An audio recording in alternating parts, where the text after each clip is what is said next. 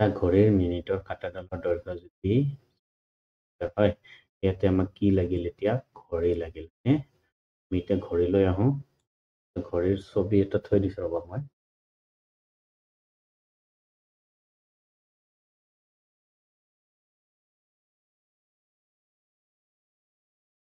দিলে বেছি ভাল। মিনিটৰ কাঁটাটো আছিলে 12ৰ ঘৰত আছিলে। তাৰপিছত 15 মিনিট কি কৰিলে? গুচি গ'ল। 15 মিনিট আঁতৰি গ'ল। এতিয়া 15 মিনিট আঁতৰিলে তেওঁ কি হ'ব? ইয়াৰ পৰা ইয়ালৈকে আহিব। নে নহয়? এতিয়া যদি ইয়াৰ পৰা ইয়ালৈকে আহিলে, তেনেহ'লে আমাক কি কৈছে? এইখিনি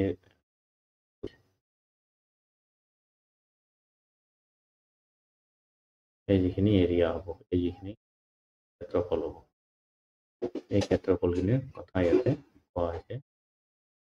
আৰু ইয়াতে বেলেগ কথাও কৈছে।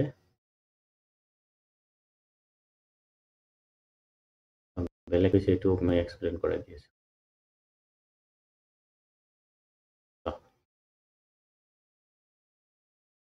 ইয়াতে কৈছে কি? ইয়াতে কৈছে যে 15 মিনিটৰ ইয়াৰ ঘূৰণ সম্পন্ন হোৱা অংশৰ কালি। যিখিনি কালি আমি কৰিছোঁ এইখিনিতো কৰিবই লাগিব, কিন্তু তাৰ লগতে আমাক কি কৰিব লাগিব?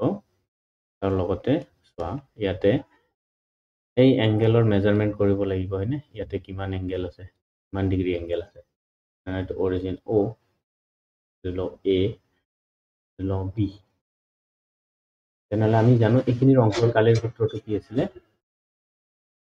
পাই r স্কোয়াৰ থিটা ডিভাইডেড বাই 360 ডিগ্ৰী। আমাৰ এইখিনি আছিলে। তেনেহ'লে থিটাৰ মান কিমান পাম আমি? থিটাৰ মানটো কেনেকৈ উলিয়াম?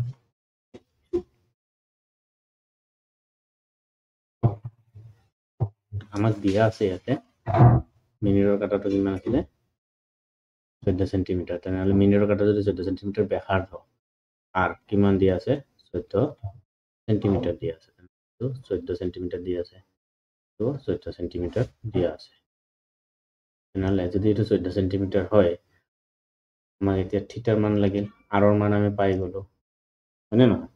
আৰৰ মান আমি পাই গৈছোঁ। এতিয়া আমাক কি লাগে? থিটাৰ মান লাগে। এতিয়া আমি ইয়াতে আৰু কি কৰিব পাৰোঁ? ইয়াতে আমি কৰিব পাৰোঁ, চোৱা। এই মিনিটৰ কাঁটাটো 12ৰ পৰা যদি এনেকৈ এক পাক ঘূৰিব লাগে, কিমান সময় লাগিব তাক? 60 মিনিট সময় লাগিব নে নাই? 60 মিনিট সময় যে লাগিব, সেইটো সময় এতিয়া লাগা আছে। আমি এতিয়া ইয়াতে এইটো ইউজ কৰিম। তেনেহ'লে মিনিটৰ কাঁটাটো ইয়াতে লিখিবা। মিনিটৰ কাঁটাটো এপাক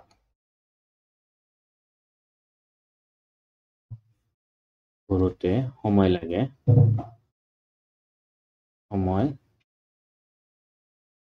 কিমান? 60 মিনিট। আৰু এতিয়াও কিমান ঘূৰে? 360 ডিগ্ৰী ঘূৰে। 3 মিনিট, মই মিনিটটো লিখাই নাই।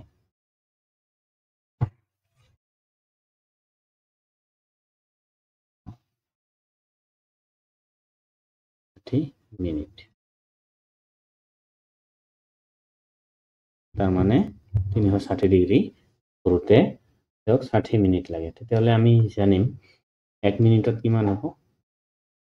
তেনেহ'লে 1 মিনিটত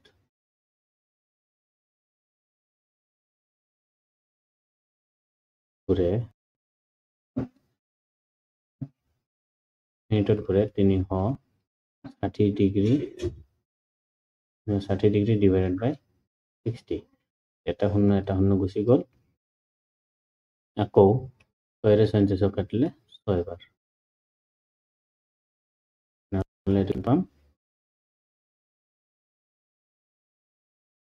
1 মিনিটত তেওঁ কিমান ঘূৰে? 6 ডিগ্ৰী।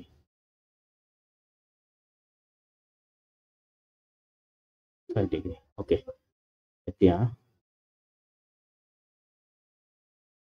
এতিয়া 15 মিনিটত ঘূৰে কিমান? 6 ডিগ্ৰী পূৰণ 15 6 গুণে কিমান হ'ব 90 ডিগ্ৰী তেনেহ'লে থিটাৰ মান আমি কিমান পালো 90 ডিগ্ৰী থিটাৰ মান পাই গলো এতিয়া আমি আৰৰ মানো আছে এতিয়া আমি এইটো বহুৱাব লাগে হয়নে আমাক কৈছে যে সম্পূৰ্ণ অংকৰ কালি উলিয়াবলৈ সেই অংকটোৰ কালি এতিয়া কি হ'ল অ এ বি অংকৰ কালি এইটো যদি উলিয়াব লাগে তেতিয়াহ'লে আমাৰ ইয়াতে আৰু কি সূত্ৰ ইউজ কৰিব পাৰো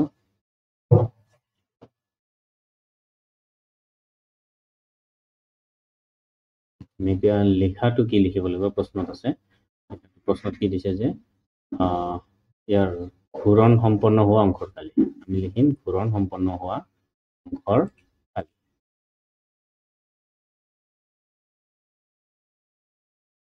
এতিয়া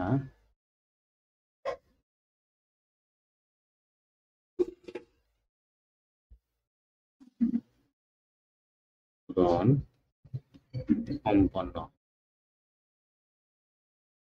সম্পন্ন হোৱা অংকৰ কালি অংকৰ